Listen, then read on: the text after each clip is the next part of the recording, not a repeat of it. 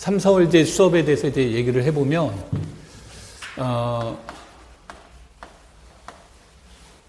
채 F가 이렇게 주어져 있을 때, 우리는 채 F의 확대체를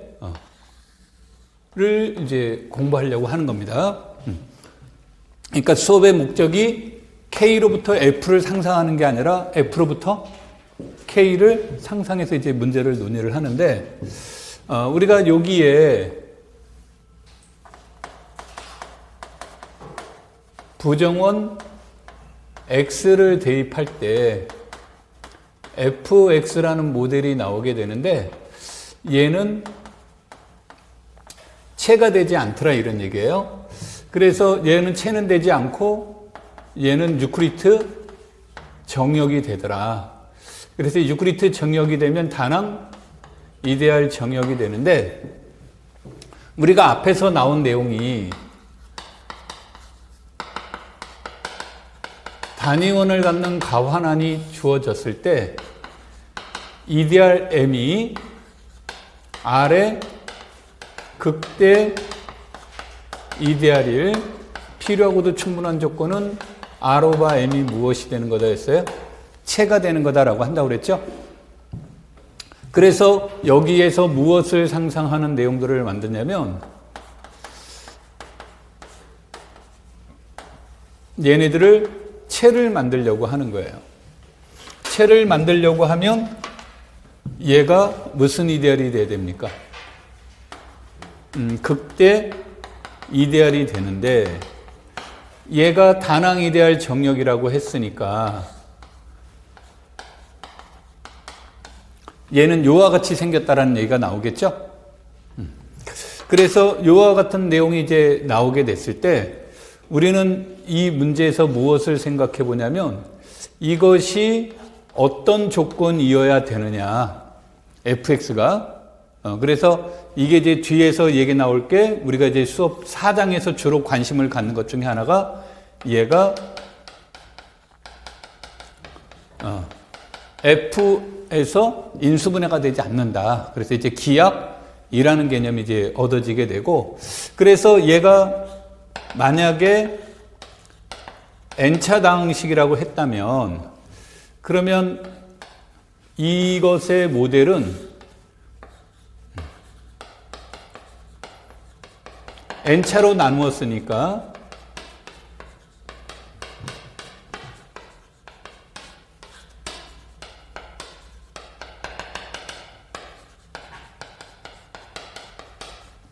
얘가 채가 되도록 지금 우리가 만드는 거라고 한다고 그랬죠?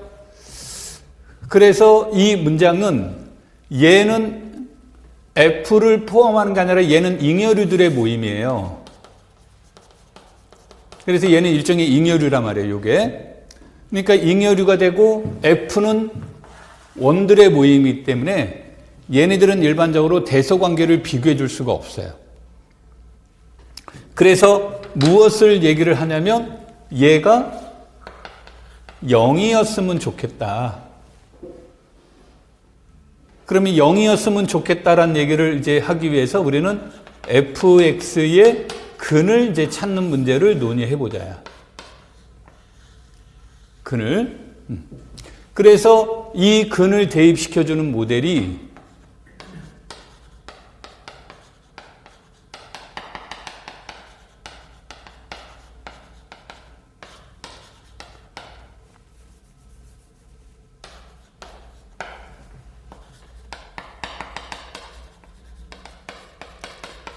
이렇게 주어지면 우리는 이제 이것을 편의상 x자리에 무엇을 대입시켰다라는 얘기예요.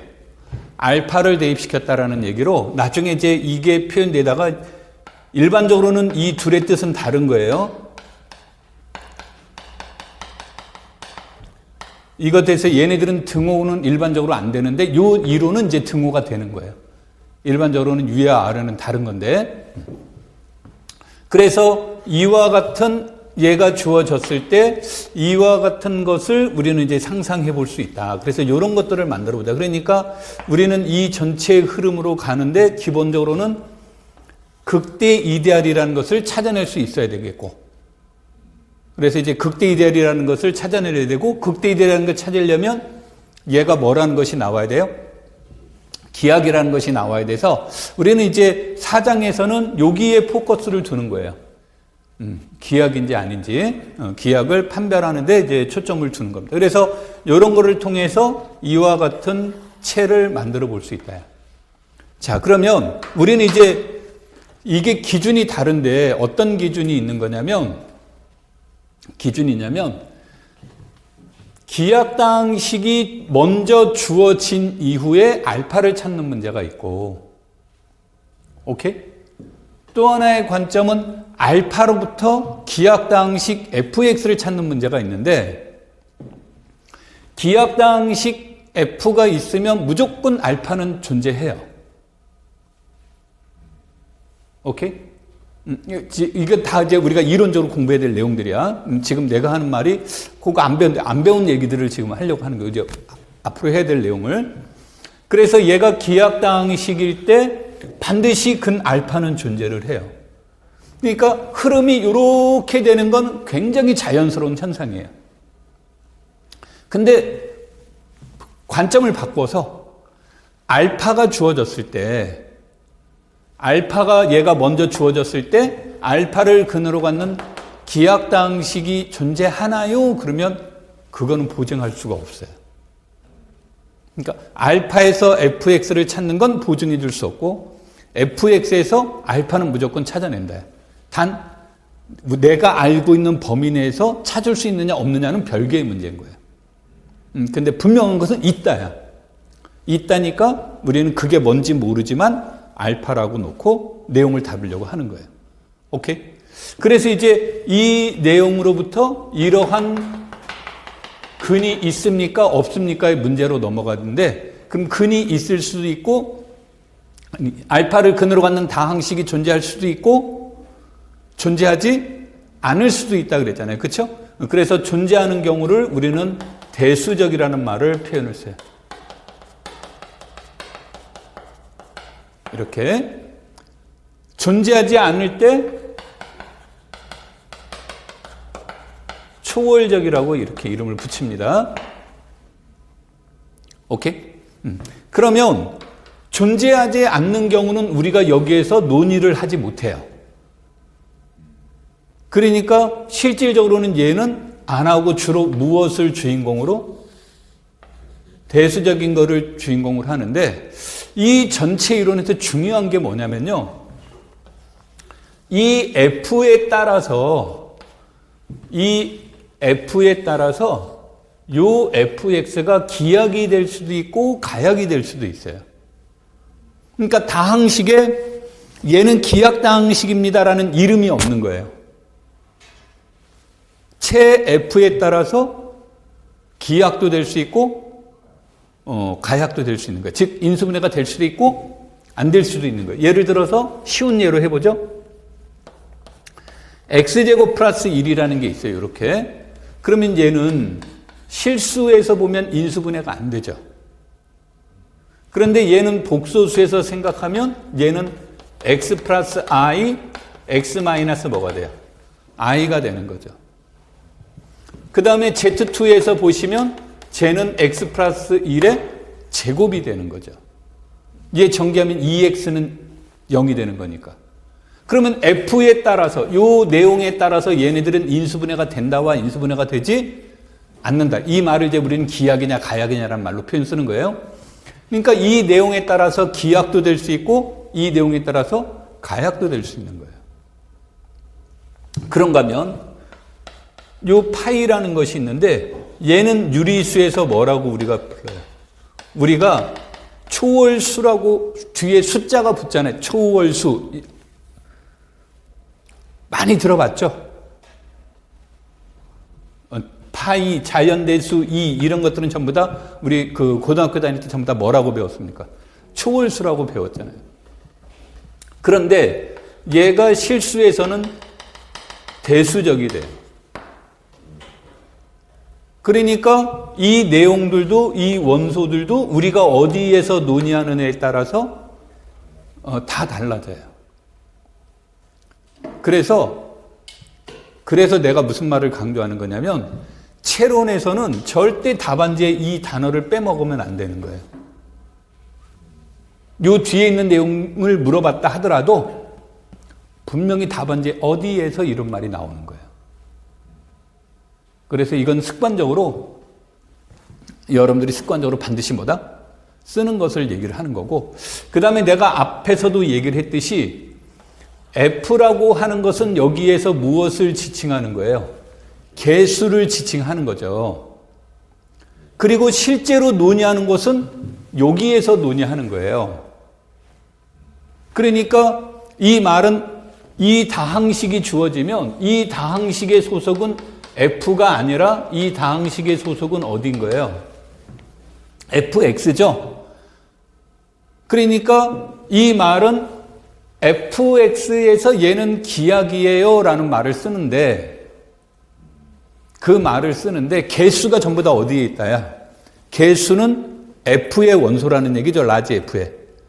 그래서 사람들이 fx에서 기하기예요 이 말을 쓰기도 하고, 그냥 f 위에서 기하기입니다라는 말을 쓰기도 하는데, 내가 그 전에 한번 지나가는 투로 얘기를 한 적이 있겠지만 온이라는 단어를 우리가 보통 어디 위에 있다라고 이렇게 번역을 하잖아요. 그러니까 이게 우리 번역 오면서 그냥 F 위에서라는 얘기를 하는 겁니다. 그런데 이제 요즘은 위자를 빼버리기도 해요. 그래서 F에서 이런 말을 쓰기도 해요. 그래서 여러분들이 책을 보시면 F에서 이런 말이 나왔다 그래서 아, 그냥 이 사람은 온을 그냥 에서라고 번역했구나라는 거고, 이제 fx에서 얘는 기하기입니다. f 위에서 기하기입니다라는 용어가 일반적으로 쓰는 언어니까 그대로 쓰는 게 더 좋긴 합니다. 자, 다시 본격적으로 올게요. 그래서 사장은 이것에 대한 베이스를 공부하는 게, 이것을 지금 우리 요 칠판에 쓴 이 베이스를 공부하는 데가 사장이라고 보시면 돼요. 오케이? 그래서 이 사장은 2000년에서 2007년, 8년도까지는 여기서 시험 문제가 뭐 어마어마하게 나왔어요. 시험 문제 나오면 여기서 다 나왔다고 해도 과언이 아닌 정도로 이런 형태가 나오는 겁니다. 이게 이제 사장에 대한 내용이에요. 오케이? 자, 그 다음에 이제 지울게요. 그래서 이제 여기에서 넘어가는 확대체를 생각하는데, 방법이 여러 가지 방법이 있는 거예요. 그러면 여러 가지 방법이 있게 되는데, 예를 들어서 얘가 n차 다항식을 기하기라고 했잖아요. 그렇죠? 그러면 여기에는 꼭 n개의 근이 존재합니다. 그러면은 n개의 근이 존재하는데 기하기 되면 근은 중복됨이 없어요. 그러니까 서로 다른 n개의 근이 이렇게 있단 말이에요. 그러면은 우리는 이 알파는 n개의 근 중에서 하나를 지칭하는 단어고, 얘네들은 n개의 근을 지칭하는 단어예요. 자, 이렇게 주어졌을 때 우리는 여기에 특별하게 하나의 근만 첨가시키는 채도 있을 수 있고, 여기에다가 모든 근을 다 하는 근이 있을 수 있다. 오케이? 그러면은 얘는 이 fx의 모든 근을 다 첨가시켰다죠? 그래서 우리는 이제 f 위에서 fx의 이제 보통 근체라고 안 씁니다. 근체라고 안 쓰는데 지금 이제 OT를 하니까 내가 근체라고 썼는데, 모든 근을 다 첨가시킨 체를 생각해 볼 수 있는 거죠. 그래서 이것을 근체라고도 하고, 우리는 근체란 표현보다는 뭐라고 표현할 거냐면 분해체라는 말로 쓸 겁니다. 1차로 인수분해 됐을 때 거기에 있는 근들을 첨가시켰다는 의미로. 그리고 이 뜻은 무엇을 말하냐면 F와 알파, F와 알파1, 알파-n을 포함하는 가장 작은 체를 얘기를 하는 거예요. 그래서 이제 이런 것들을 만들었을 때, 여기서부터는 몇 장에서의 얘기라고 한다고 그랬어요? 여기서 이제 5장에서 이제 다루는 내용들이에요. 오케이? 그럼 이제 요거를 다루었을 때 이 K는 F 위에서 벡터 공간이 된단 말이에요. 그러면 F 위에서 벡터 공간이 되니까 F 위에서 벡터 공간이 되는데 이것은 유한 차원 벡터 공간도 될 수 있고 무한 차원 벡터 공간도 나올 수 있겠죠. 그래서 여기에서 이제 무슨 개념이 나오냐면 차원이라는 개념이 나오게 되는데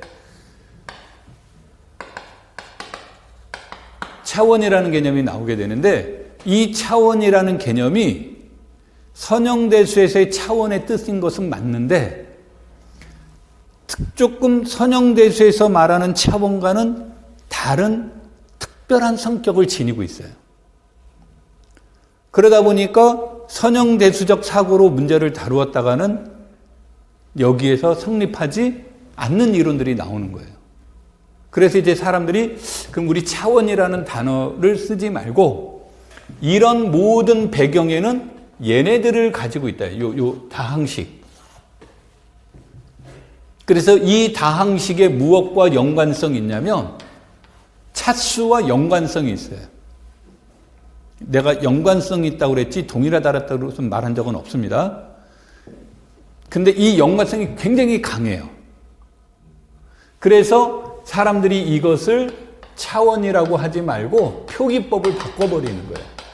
그러면서 얘는 F 위에서 K의 차수라는 이름을 붙입니다. 오케이? 그러면은 이것도 둘 중에 하나일 거잖아요. 얘가 무한 차원일 수도 있고 얘가 무엇일 수도 있어요. 유한 차원일 수도 있겠죠? 그래서 우리는 주로 무한보다는 어디에서? 유한에서만 나누고 이때 K를 F의 유한 확대체라고 생각을 하는 거예요. 그리고 나서 사람들이 이제 생각을 하는 거예요. 그러면 여기에 있는 임의의 원소에 대해서 이 원소가 우리가 말했던 이 논리를 보증해 줄 수 있느냐 없느냐의 문제예요. 다시 말하면 이 원소가 대수적이냐 초월적이냐, 어떤 건 대수적이고 어떤 건 초월적이냐, 이런 것들을 논해 볼 수 있는데 여기에서는 우리는 대수적인 경우만 체크하려고 해요. 이런 것만 체크하려고 하는 거예요. 그래서 이런 것들을 우리는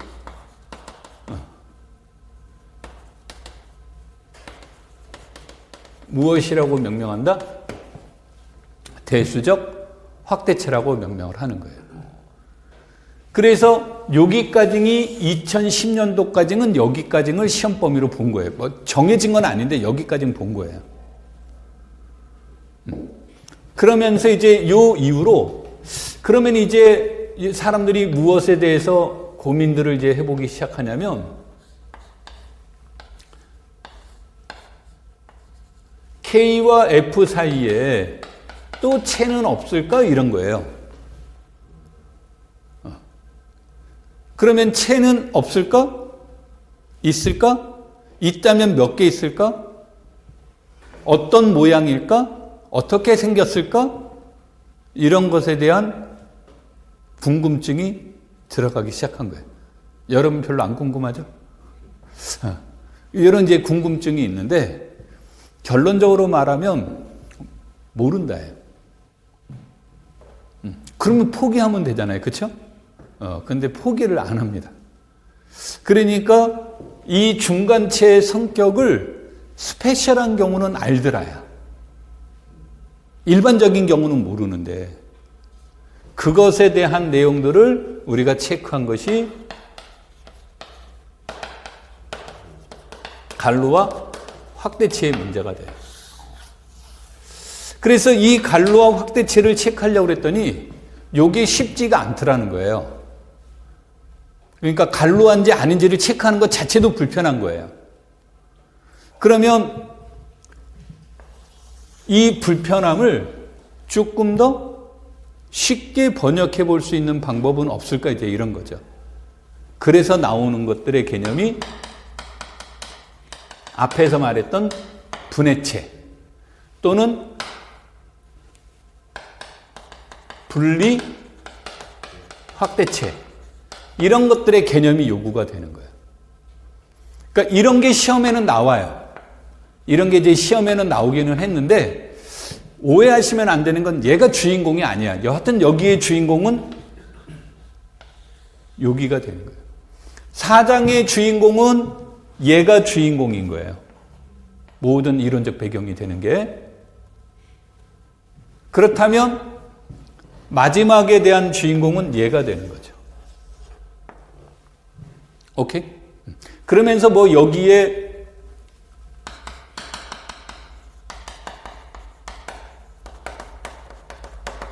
원본 확대체라는 개념이 이제 나오게 되고 여러 가지 내용들이 이제 나오게 되는 겁니다.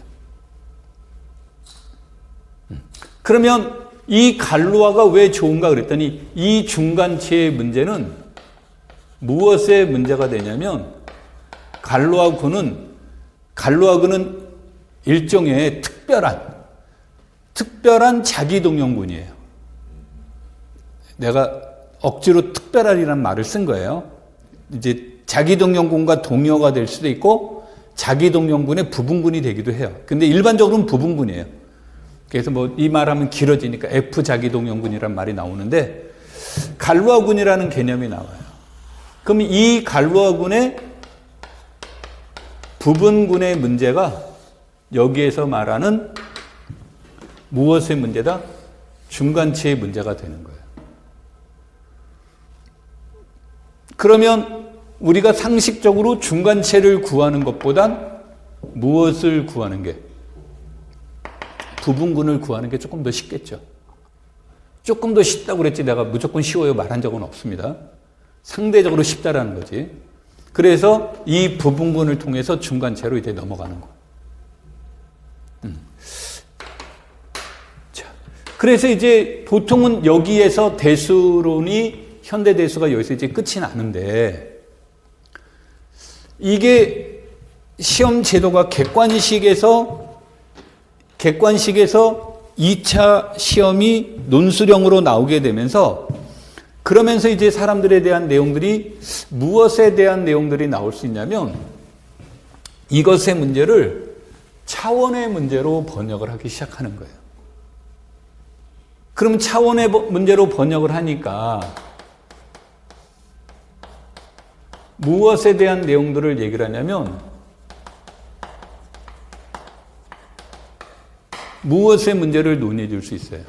선형, 변환의 문제로 이제 너무 고민해 볼 수 있는 거예요.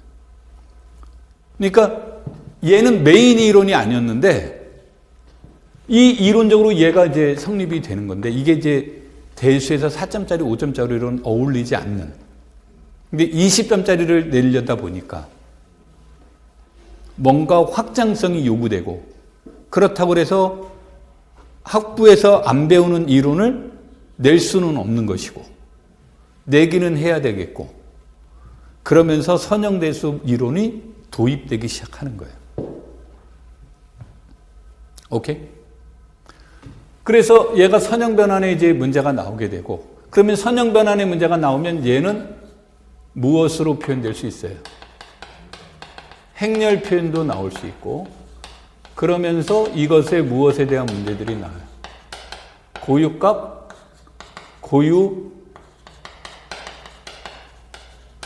여기서는 고유 벡터는 여기에서 요구하는 형식의 내용을 벗어나 버려요. 그래서 논의를 못하는 게 아니라 논의를 할 내용이 없어서 이제 여기로 넘어가요. 그리고 나서 봤더니 같은 뜻은 아닌데 뭐 한 시험에 나오면 똑같은 뜻으로 나올 가능성이 높습니다. 근데 같은 뜻은 아닌데 이것의 문제가 이것의 문제와 연결이 돼 버리더라고요. 근데 내가 같다라는 뜻은 말을 안 한 이유가 같지 않아요. 일반적으로 같지 않은데 출제를 하려고 하는 분들은 이 내용들, 여기서 말한 이 근들, 이것들이 전부 다 연관되어 있는 이론들이에요. 그래서 이런 칠판에 써놓은 내용이 교사임용시험에 나옵니다라고 보시면 되는 거예요. 우리가 이제 수업해야 될 앞으로의 공부 내용이에요. 오케이? 그래서 수업할 때 5장을 넘어가면 되게 수업이 진도가 잘 안 나갈 거예요. 이거 왜 안 나갑니까? 그러면 중요하다 보니까 여기서부터는 뭐가 되냐면 책에 우리 자료에 나간 순서대로 나가지만 저번 주에 한 얘기 이번 주에 또 하고 이번 주에 한 얘기 다음 주에 또 하고 반복적인 내용들이 계속 진행이 돼요.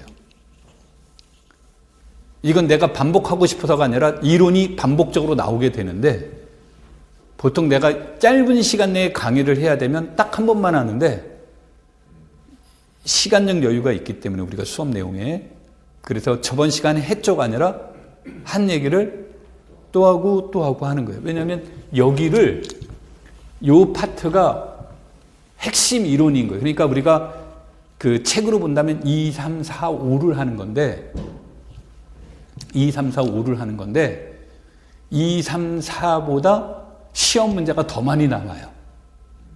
첫 번째. 두 번째, 시험 문제가 많이 나오는데 현대대 수학이 어려워요 라고 말할 때 어려워하는 결정적인 내용이 여기예요. 그래서 내용도 중요하기도 하고 반복적으로 해야 되고 그래서 여기 내용들이 5장에서 한다. 그래서 5장에서는 매번 책 그 자료의 이론은 순서대로 나가는데 내 멘트라든지 예제라든지 하는 것들은 반복적으로 나올 거다. 무슨 말인지 이해됐죠? 그리고 제일 중요한 거는 반복적으로 나오다 보면 사람들이 에이 저번 주에서 알아 이렇게 그래가지고 반복의 최대 나쁜 점이 뭐냐면 흘려들을 수가 있어요. 집중력이 떨어지고 그래서 집중해서 계속 들어야 돼요. 그래서 내 거 만드는데 필요한 시간들이라고 보시면 되는 겁니다. 예스? 자, 그래서 우리가 이제 여기에서 방금 말한 여기서 핵심 이론은 얘가 핵심이 되는 거예요. 얘가 내가 방금 얘기했던 것들이 대체적으로 우리 요 화면에 이렇게 여기에 나와 있죠? 오케이? 원시원소란 얘기 빼놓고는 아마 내가 다 얘기를 했을 텐데 그 얘기들은 이제 우리가 진행이 된다라고 보시면 돼요. 자, 그럼 본격적으로 내용으로 가도록 하겠습니다.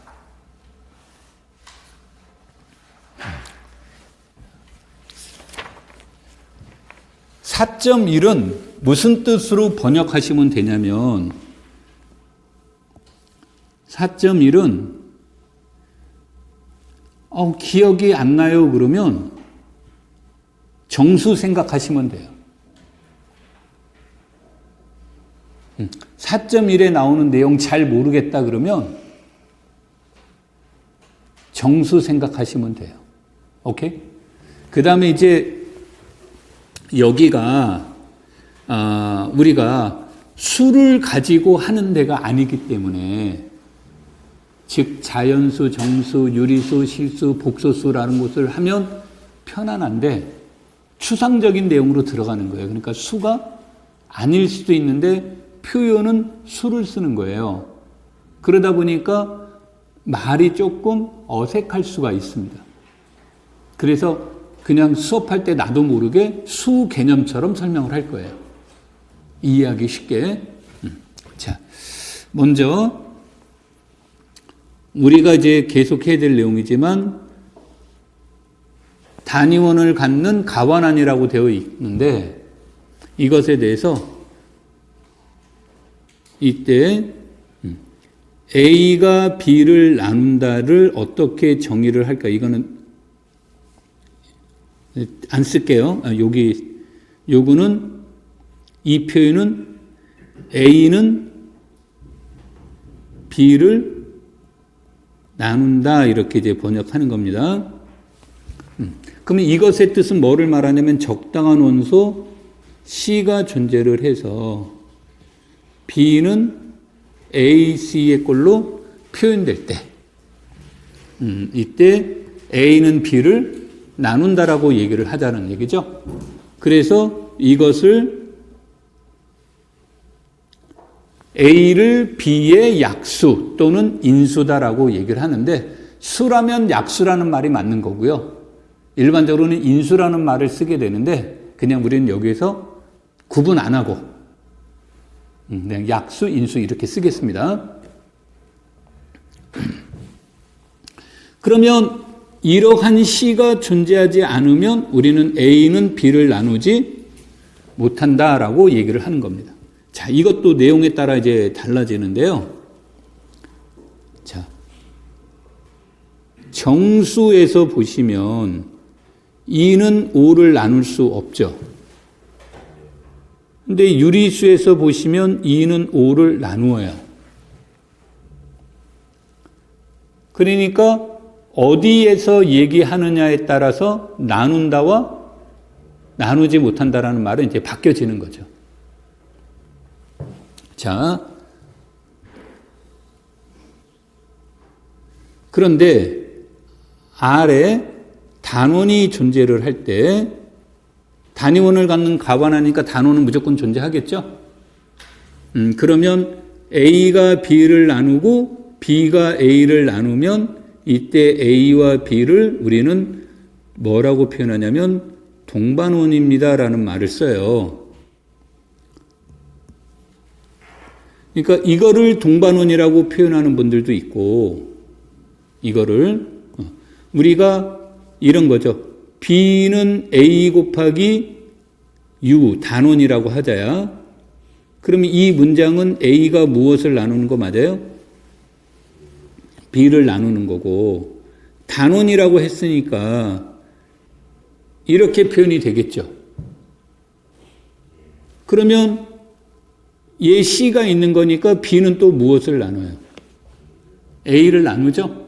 그래서 A와 B가 동반원이라는 말은 B는 A 곱하기 무슨 꼴일 때? 단원의 꼴로 이렇게 번역을 하는 겁니다. 되겠죠? 그러면은 A는 A 곱하기 단위원을 해주면 같죠? 그러니까 A는 A의 뭐가 되는 거예요? 동반원이 되는 거예요. 오케이? A는 A의 동반원이 되는 거예요. yes? 자, 단위원을 갖는 이것일 때 단항 이데알. 이것도 이 단항 이데알을 하려면 우리 근본적으로 어디에서만 얘기한다고 그랬어요? 반드시 단위원도 있어야 되고 가환이라는 곳에서만 단항 이데알을 생각해 줄 수 있다고 그랬죠.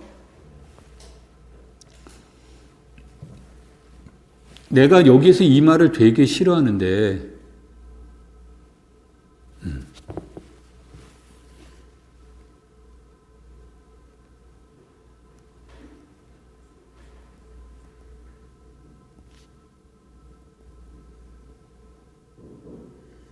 실수체에서 A는 2라고 놓아볼게요. 그러면은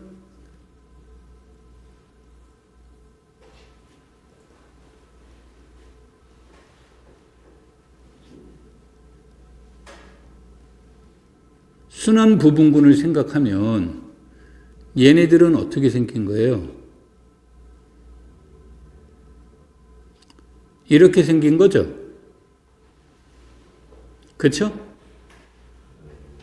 단항 이데알 2는 무엇이 돼요?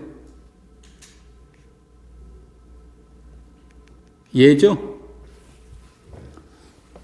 그런데 실수에서 2는 곱셈 여건이 존재해요, 안 해요? 하니까 단원에 의해서 생성된 이데알은 단원을 보면 이데알은 요거밖에 없다죠? 요게 같습니까? 다릅니까? 다르죠? 그래서 우리가 평상시에 일상생활에서 2의 배수 그러면 이집합을 생각합니까? 2의 배수 그러면 이집합을 생각합니까? 첫 번째 거를 생각하는 거죠. 그래서 오해하지 말라는 얘기예요. 그래서 이 언어가 배수라는 말이 우리가 지금까지 공부해온 언어에 오히려 오해의 소지가 있는 거예요. 처음에 이야기는 도움이 될 수 있는데 오히려 공부하는 이론적 확장에 방해가 될 수도 있어요. 그래서 이게 처음에 공부할 때는 알아들었다가 나중에 가서 이 둘을 막 같이 혼용해서 쓰는 사람들이 있어요. 분명히 뜻이 다른 겁니다. 되겠죠? 그런데 R이 정수예요. 그럼 정수가 되면 덧셈에서 2에 2에서 생성된 거나 단항이 될 2나 똑같은 뜻이 돼버리는 거예요. 왜? 정수에서 얘가 정수면 어차피 얘가 정수면 얘가 무엇의 배수가 되는 거예요? 2의 우리가 알고 있는 2의 배수가 되는 거죠. 그러니까 정수일 때는 우연히 같은 거예요. 근데 정수가 아니면 일반적으로 같지 않는 모양이 나오는 겁니다. 말뜻 이해되시겠죠? 그래서 요거 반드시 구분하고 계셔야 됩니다. 예스? 뭐로 오해하시면 안 되냐면 여러분들이 이걸로 자꾸 표기법으로 오해하는 사람들이 있어. 근데 표기법은 내가 이렇게 쓴 것이지 시험 볼 때 이렇게 나온다라는 보장은 어디에도 없어요. 표기법은 안 중요한 단어예요.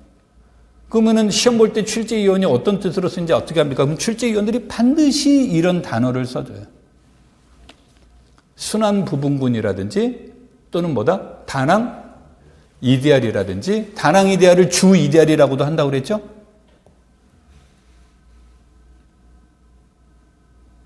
주 이데알. 직역을 하면 주 이데알이 맞는 거예요. 단항은 그냥 의역한 거고. 자, 여하튼 단항 이데알이 됐건, 그래서 단항 이데알과 순환 부분군의 뜻은 다르다. 그리고 시험 볼 때는 분명히 출제위원이 혼동 가지 않게 말로 써준다야. 기호로만 나타내는 게 아니라. 됐죠? 여기서 절대 혼돈하시면 안 돼요.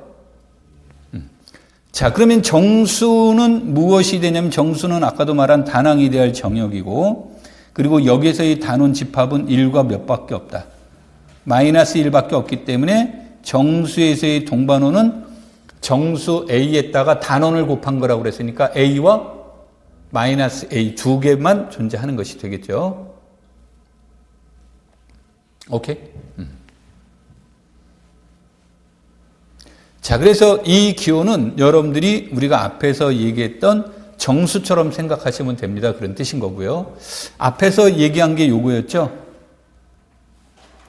예1 필요 충분 조건은 A가 무엇이다.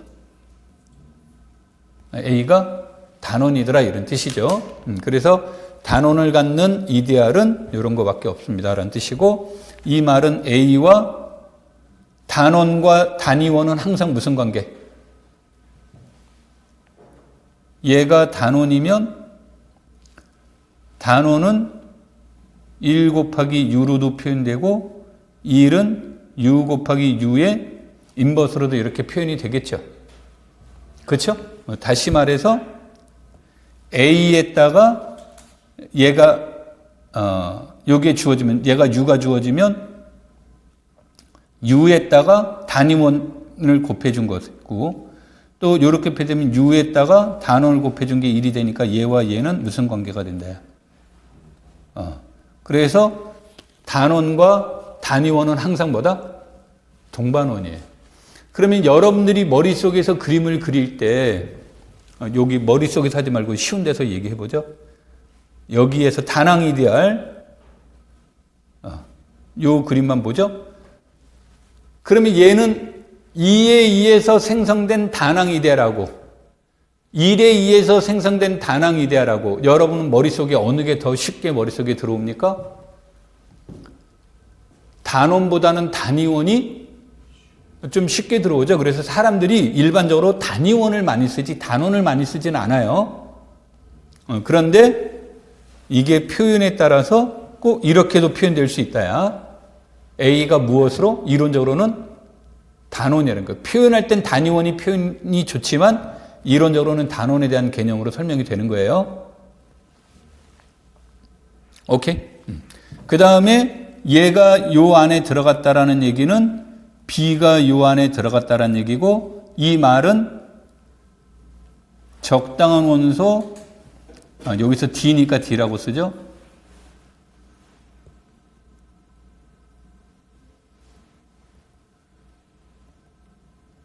이렇게 생겼다라는 뜻이죠. 그쵸? 그리고 이런 것이 존재한다라는 말은 우리가 앞에서 A가 무엇을 나눈 거라고 그랬어요. 이건 이제 정수에서 생각하면 2의 배수와 4의 배수하면 2는 4의 약수잖아요. 그런데 집합적으로 4의 배수보다는 2의 배수가 무슨 집합이에요? 더 큰 집합이다. 그런 뜻으로 번역하라는 얘기예요. 그 다음에 이 말은 이런 뜻이고 이런 뜻이니까 A가 B를 나누고 B가 무엇을 나누는 거예요?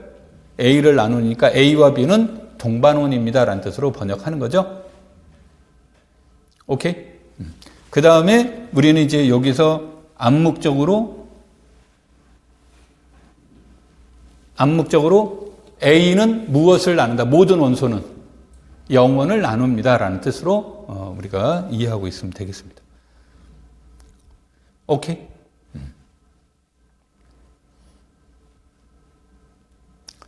자, A와 B에 A1, A2, AN이 주어졌을 때 우리는 이제 최대 공약수, 최소 공배수 이런 뜻은 우리가 정수론에서 했었던 내용하고 다 뭐다?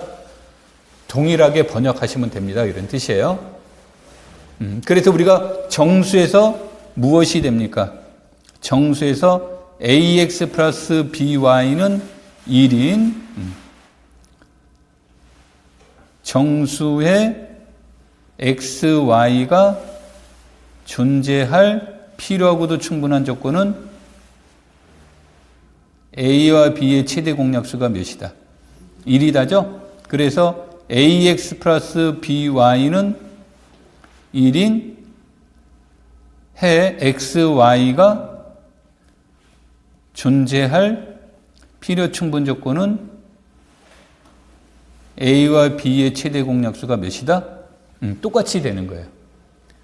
단지 정수 Z 대신에 여기서는 다낭 이데알 정역 D로 바꿔준 것밖에 없는 거예요. 오케이? 그 다음에 우리가 정수론에서는 이것을 구하기 위해서 무엇을 이용해서 얘네들을 구합니까? 유클리드 알고리즘을 이용하죠. 얘를 구하려면 D가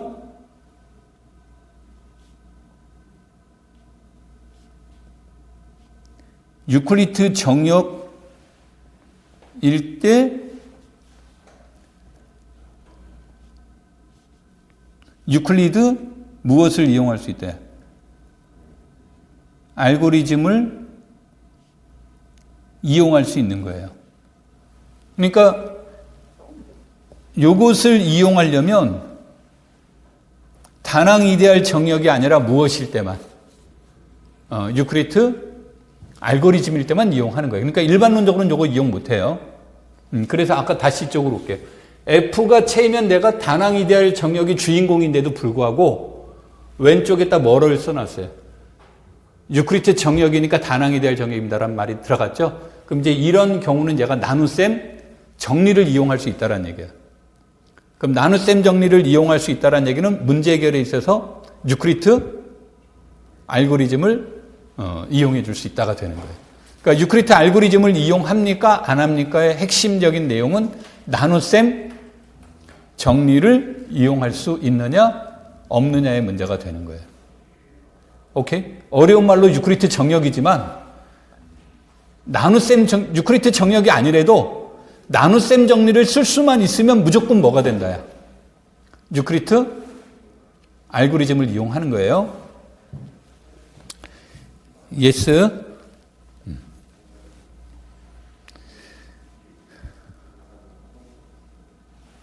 이제 다 그 얘기들이고 다 똑같은 얘기.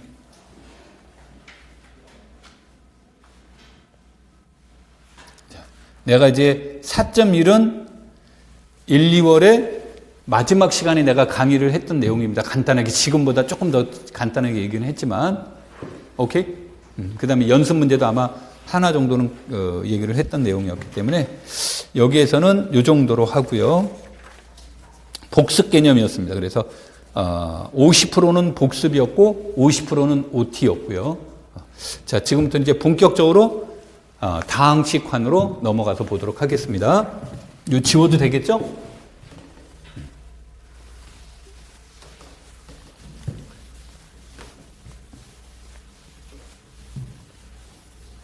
내가 이 그림이 컨디션이 좋을 때하고 안 좋을 때하고 달라요. 뼈대는 다 똑같은데 이제 뼈대 공부는 똑같이 해갖고 오는데 디테일이 컨디션이 좋을 때는 막 머릿속에서 나오는데 컨디션이 좋다 그런 얘기야. 쉽게 말해서. 자, 4.2 채로 넘어가서 이제 보도록 하겠습니다. 우리가 요거는 이제 다 했던 내용들이니까 따로 안 할게요. F가 채이면 당연히 F는 뭐가 돼요? 정역이죠? 그쵸? 그래서 얘가 무엇인 건 분명하다. 정역인 것은 분명하더라 그런 뜻이 되고, 그래서 이때 정역에서는 영인자가 없다라는 말에 의해서 두 다항식의 곱의 차수는 각각의 차수와 무엇이 된다? 같더라. 이제 이런 뜻이 되겠고요. 그 다음에 채에서는 가장 큰 특징은 이거예요.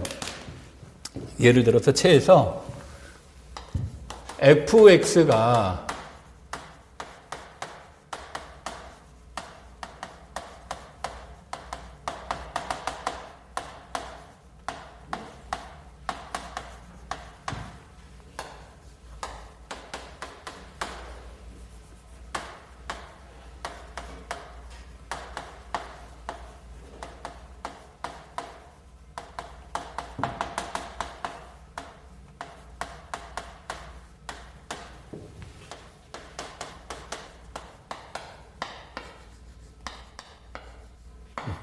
둘 중에 하나가 차수가 큰 게 있겠죠. 그래서 얘가 이거보다 크거나 같다라고 해보자야. 그러면 이때 이것을 나눌 때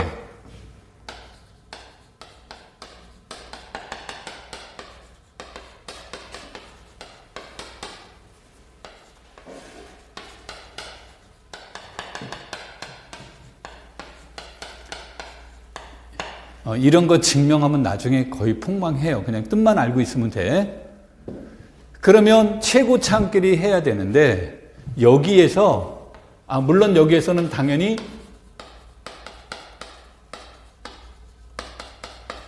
최고차의 개수가 무엇이 아닌 거야 돼요? 0이 아닌데 그러면 F가 채이면 이 채가 가지고 있는 최대 특징은 AN에 무엇이 존재한다가 돼요?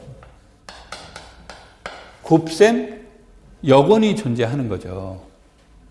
그래서 이 문제는 AN의 인버스의 BM의 X의 n-n승을 이렇게 곱해주자야.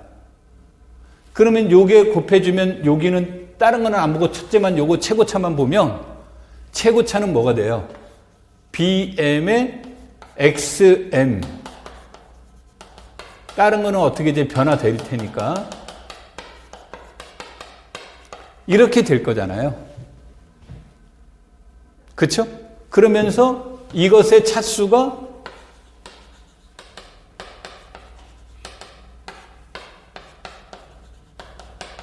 이런 식으로 가겠죠. 됩니까? 안 됩니까? 그럼 이렇게 주어지면 이것의 여건이 존재하니까 그 다음에는 똑같이 여기에다 또 이거를 써줄 수 있겠죠. 그래서 언제까지? 남은 차수가 무엇보다 작은 데까지. n보다 작은 데까지 이 실행을 해줄 수 있다죠. 그러니까 이 나눗셈 정리가 성립되는 결정적인 이유는 요것의 곱셈 여건이 존재해서 그런 거예요. 그러니까 아까도 내가 얘기를 했듯이 체가 되면 0만 아니면 무조건 뭐가 존재한다. 곱셈 여건이 존재하니까 이런 논리가 전혀 문제가 안 되는 거예요. 그런데 체가 아니면 AN의 곱셈 여건이 있을 수도 있고 없을 수도 있으니까 그때마다 달라서 보장을 받을 때도 있고 못 받을 때도 있어요. 그럼 우리는 보장받지 못한다라고 얘기하는 거죠. 그렇죠? 그런데 단위원은 무조건 돼요, 안 돼요? 단위원은 되죠. 그러니까 단위원은 무조건 뭐를 받는다? 최고 창의 개수가 단위원이면, 즉 모닉이면 무조건 나눗셈 정리는 보장을 받는 거예요. 설령 얘가 뭐가 아니래도, 체가 아니래도. 오케이? 그런데 체이면 지금 우리가 한 말들 뭐 단원이니 단위원이니 이런 고민 안 하고도 자동적으로 성립된다 그런 얘기가 돼요. 오케이? 얘기 되겠죠? 그래서 이게 체가 가지고 있는 특징이에요.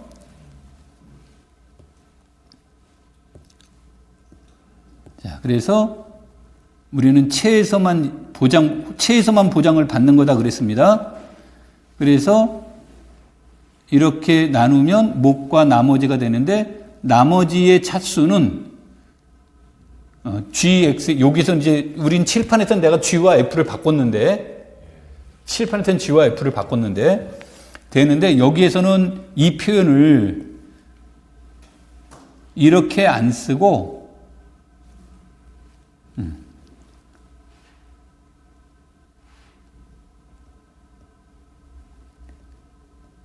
이렇게 쓰기도 해요. 표현을. 그래서 나도 이제 강의할 때는 이걸 쓰기도 하는데 나는 개인적으로 이거를 더 선호해서 아래 거를 선호해서 이렇게 되는데 이것의 뜻은 뭐예요? 요것의 뜻은 이것의 뜻은 뭐라고 그랬어요?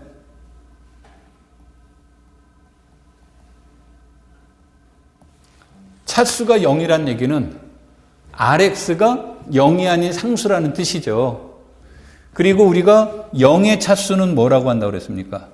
마이너스 무한대라고 표현했기 때문에 이 표시를 해도 이론적 모순이 없는 거예요.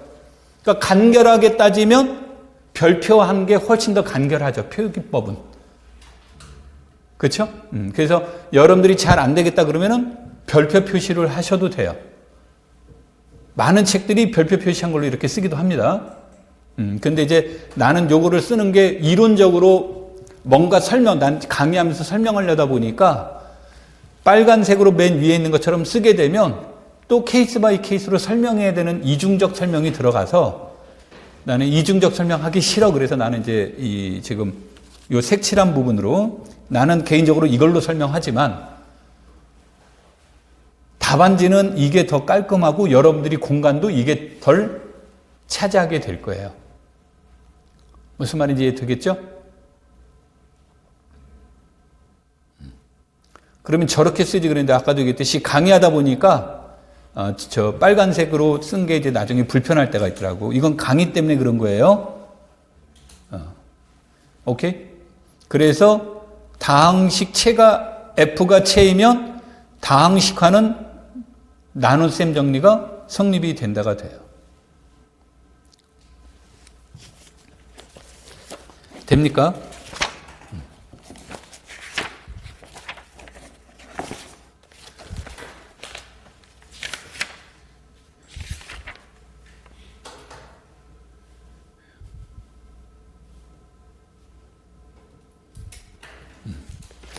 자.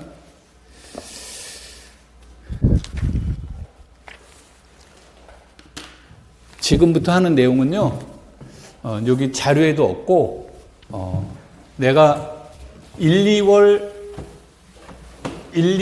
내용 정리반에서 1, 2월 내용정리반에선 강의를 했는데 우리 토요일 반에서는 강의를 하지 않았어요. 그러니까 뭐 이거 다 같이 듣는 선생님들은 말뜻 전달이 되겠지만 요 수업만 듣는 분들은 1, 2월에 내용반 정리반 강의를 들은 적이 없기 때문에 마치 수업을 안 한 듯이 이렇게 이제 강의를 할게요. 그리고 내가 제시하는 자료에서도 이게 별책 부록에 들어가 있는데 여기서는 따로 이렇게 쓰겠습니다.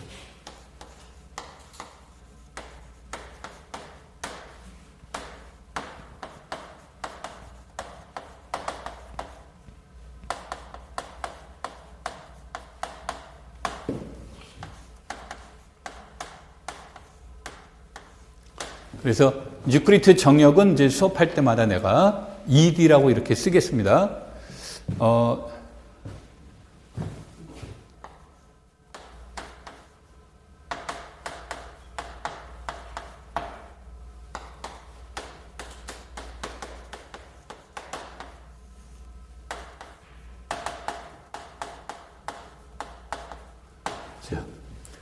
유크리트 정역이라는 것은 당연히 정역이 되어야 되는 거예요. 그리고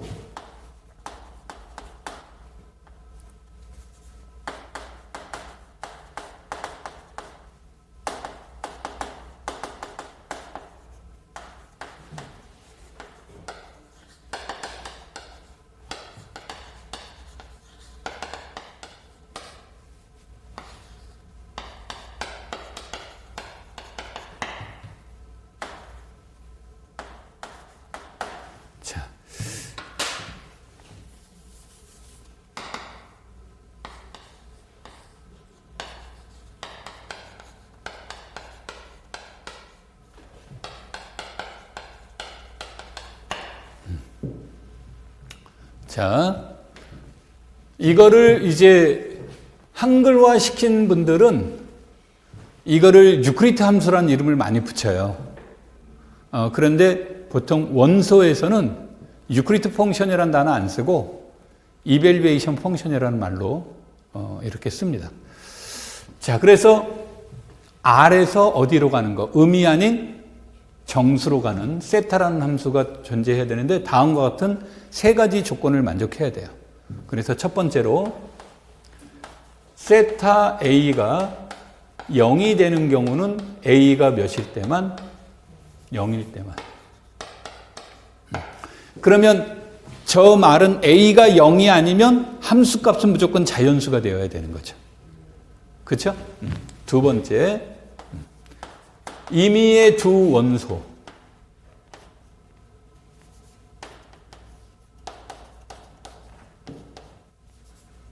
임의의 두 원소 A, B인데 여기서 A, B는 0이 아니었죠? 이것에 대해서 A의 함수값은 두 원소의 곱의 함수값보다 항상 보다 적거나 같다예요. 그러면은 요 뜻만 이해하시면 나중에 요 함수만 찾는데 쉬운데 이 뜻은 뭐가 되냐면 모든 원소에 대해서 A는 A 곱하기 단위원으로 쓸 수 있어요, 없어요? 그러면 이 조건이 만족된다는 얘기는 얘는 얘보다 함수값이 뭐다? 적거나 같다니까 이런 뜻이 되는 거고, 오케이? 또 즉 얘가 0을 제외하고는 얘가 함수값이 뭐가 되는 거예요? 0을 제외하고는 함수값이 최소값이 되는 거죠. 그렇죠? 그리고 이 문장은 A가 단원이면 A 곱하기 A 인버스는 얘가 되는 거죠. 그럼 우리가 방금 한 말에 의해서 이것의 함수값은 이것의 함수값보다 뭐다? 적거나 같다인데 이것의 함수값은 이것의 함수값을 말하는 거죠. 그래서 이 말은 임의의 단원에 대해서 세타 단위원과 세타 A의 값이 항상 뭐가 되는 거다? 같은 거다. 그러니까 단위원과 단원은 최소값의 관점으로 이걸 표현이 되면 돼요. 되겠죠? 그 다음에 세 번째가 이제 우리가 실질적인 내용인데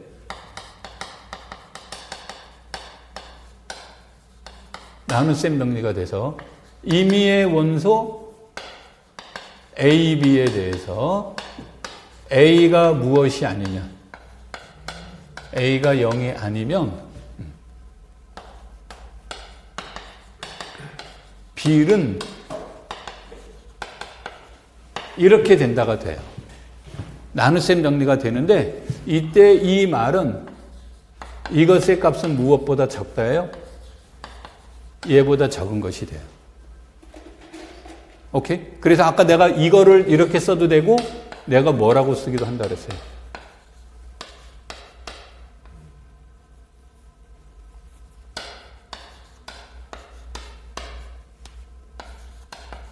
여기는 이제 이게 들어가느냐 안 들어가느냐의 문제인데 여기서 우리는 세타 값이 0인 경우는 무엇일 때밖에 없다고 그랬어요. 0일 때밖에 없다고 그랬으니까 여기서는 이제 빼도 되는 거고 이렇게. 그래서 이런 것이 존재하는, 이런 것을 만족하는 A와 Q가 존재할 때 이런 것을 우리는 뭐라고 한다? 유클리트 정역 함수라고 하고, 유클리트 함수가 있는 정역을 이렇게 되는 거죠. 그래서 정수에서 세타 A를 절대값 A로 이렇게 표현을 해주면 당연히 얘가 0이 되는 경우는 A가 몇일 때밖에 없어요. 0일 때밖에 없죠. 그 다음에 여기서의 단어는 1과 마이너스 1이고 당연히 뭐 이 두 번째 조건이 만족되고 우린 정수는 나눗셈 정리가 만족되기 때문에 요게 이것을 이렇게 정해주면 얘가 유클리트 함수가 되죠. 유클리트 함수가 돼서 정수는 유클리트 무엇이 되는 거예요? 정역이 됩니다. 이런 뜻이 되겠죠. 오케이. 세 번째.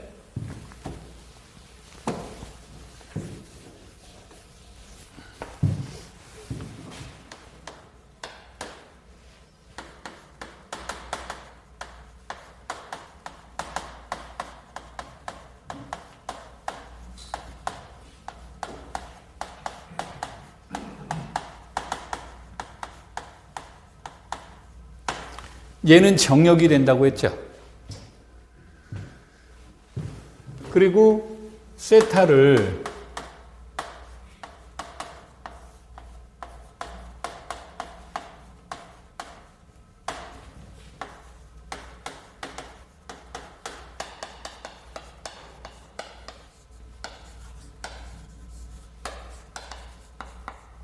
이렇게 정의를 해주면, 그러면 이렇게 정의를 해주면 우리가 방금 말한 나눗셈 정리에 의해서 세타도 유클리트 함수가 되는 거고요.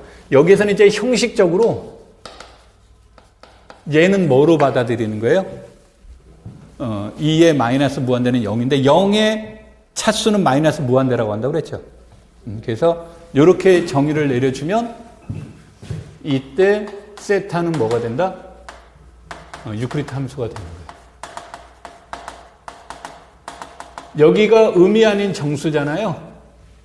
그래서 여기는 반드시 2 이상인 자연수로 해줘야 저 내용이 성립이 되는 거예요. 무슨 말인지 이해되겠죠?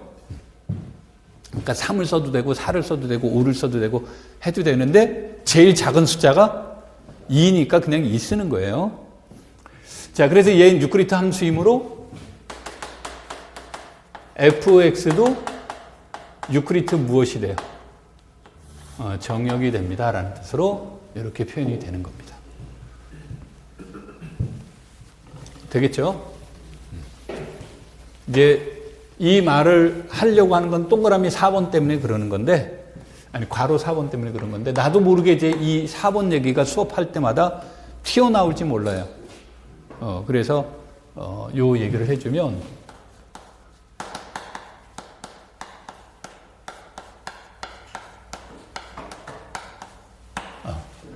유클리트 정역이면 무엇이 된다? 다낭 이데알 정역이 된다. 그러면 유클리트 정역하고 다낭 이데알 정역의 공통점은 둘 다 뭐다? 정역이다니까 이 말은 무엇을 설명하면 되는 거냐면 유클리드 함수를 이용을 해서 유클리드 정역 속에 있는 모든 이데알이 다 무슨 이데알이다. 다낭 이데알이라는 걸 설명해 달라 그런 얘기죠. 그렇죠?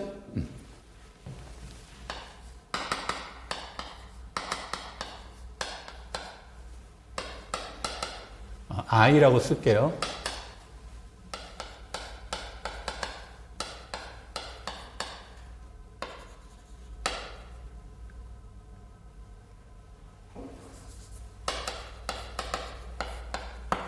이건 여러분들이 표현하기 적은데 임의의 이데알 I에 대하여 이렇게 하시는 게 문맥상은 더 자연스러울 수 있어요.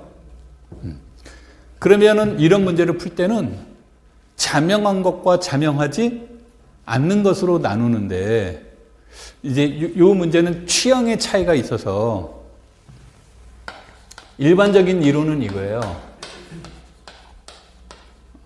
이게 지울 거예요, 나는. 일반적인 이론은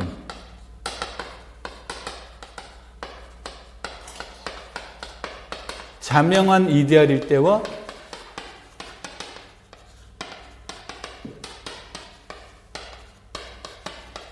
자명하지 않는 이데알일 때로 일반적으로 나눠요. 그럼 이데알일 때 자명한 이데알이란 말은 두 가지잖아요. 영 이데알과 자기 자신, 그쵸? 그런데 그렇게 하셔도 되는데 나중에 자기 자신이 들어가는 경우가 문제 풀 때 조금 불편함을 느껴요. 그래서 여기에서는 이렇게 이제 나는 쓸 겁니다. 이렇게 쓸 거예요, 이렇게. 그러니까 내가 아까 쓰고 지운 이유는 일반론적으로 얘네들을 케이스를 나눌 때는 당연한 모델과 당연하지 않는 모델을 놓고 당연한 모델은 그냥 증명 끝나버리는 거니까 0일 때는 얘가 되는 거고 얘가 R일 때는 무엇에 의해서 생성된다. 이렇게 하면 얘가 다낭 이데알이잖아요. 그러니까 자명할 때는 이렇게 자명한 모델 나오니까 증명 끝. 나머지 이데알도 진짜 이렇게 생겼을까? 이렇게 이제 보자는 건데 이게 일반론적인 거예요. 그런데 나중에 요거를 여기에다가 넣으면 증명할 때 얘가 자꾸 걸림돌로 작용을 해서 여기서는 이제 쓰지 않는 겁니다. 자, 그러면은 I가 0이데알이 아니면 그렇다는 얘기는 I에는 0 이외의 원소가 적어도 몇 개는 존재해요? 하나는 존재하겠죠. 그렇죠?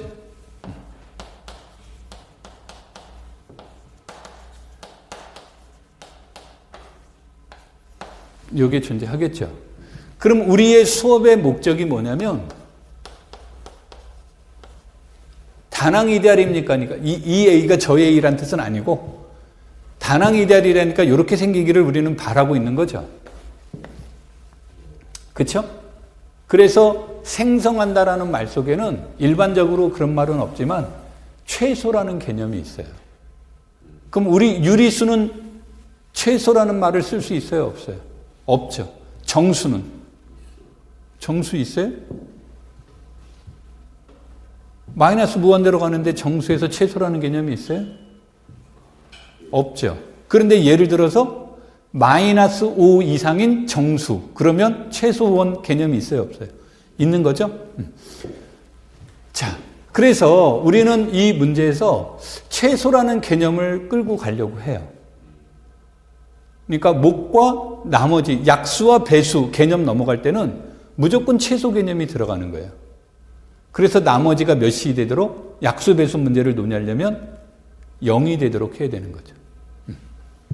이런 것이 존재한다라고 하는 거죠. 그러면 여기에서 R이 무엇이므로? 유클리드 정역이므로 유클리드 함수 세타가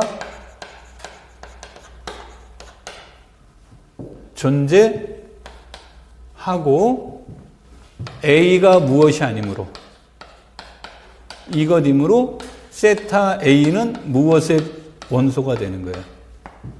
아까 우리가 세타의 동그라미 1번의 주장이 뭐였어요? 세타 A가 0이 되는 경우는 A가 0일 때밖에 없다 그랬죠? 그럼 A가 0이 아니면 세타 A는 자연수라는 얘기죠. 오케이? 그래서 채를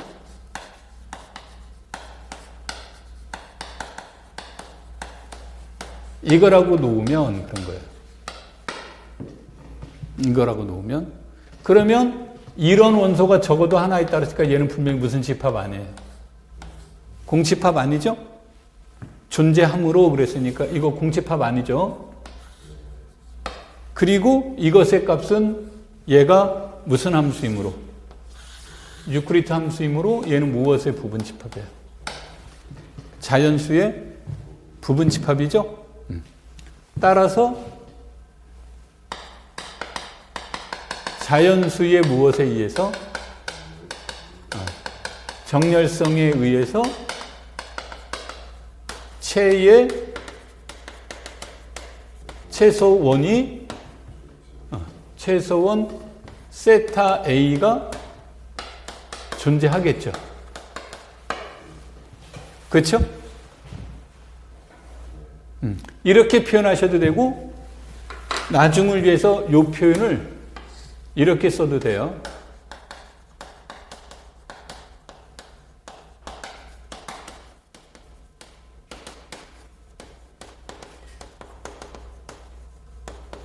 노란색으로 쓰셔도 되는 거야.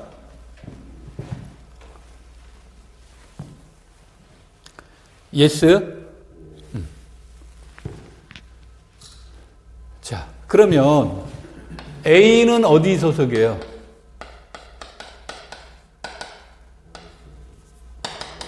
R의 무엇이에요? 이데알이죠?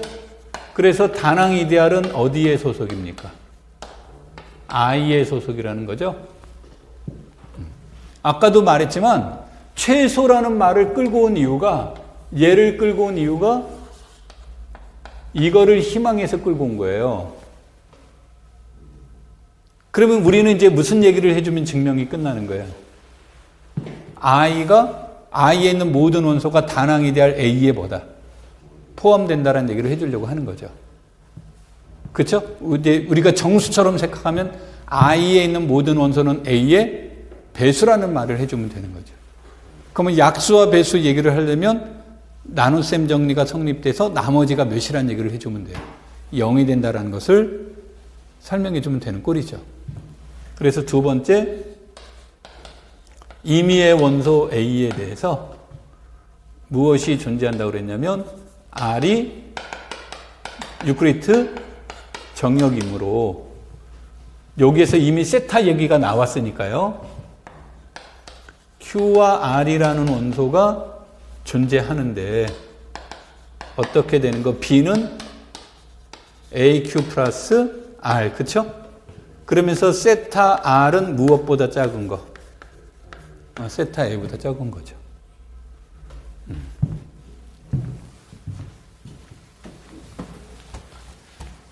그러면 저기에서 R은 뭐가 돼요?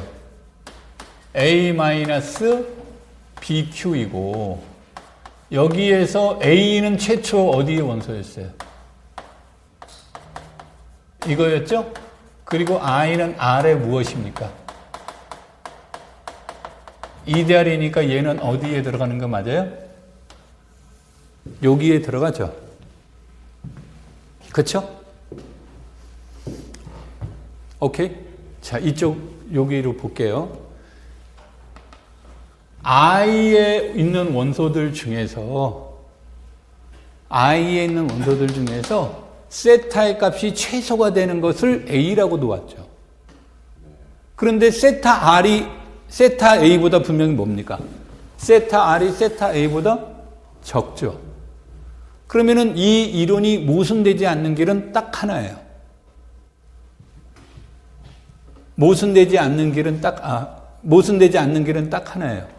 요 I에 들어가는데 I에 들어간 것을 예외 조항 하나 넣었죠. 뭐예요? 0을 빼놓고 얘기한 거잖아요. 그러니까 얘가 모순되지 않으려면 R이 몇일 때밖에 없다요.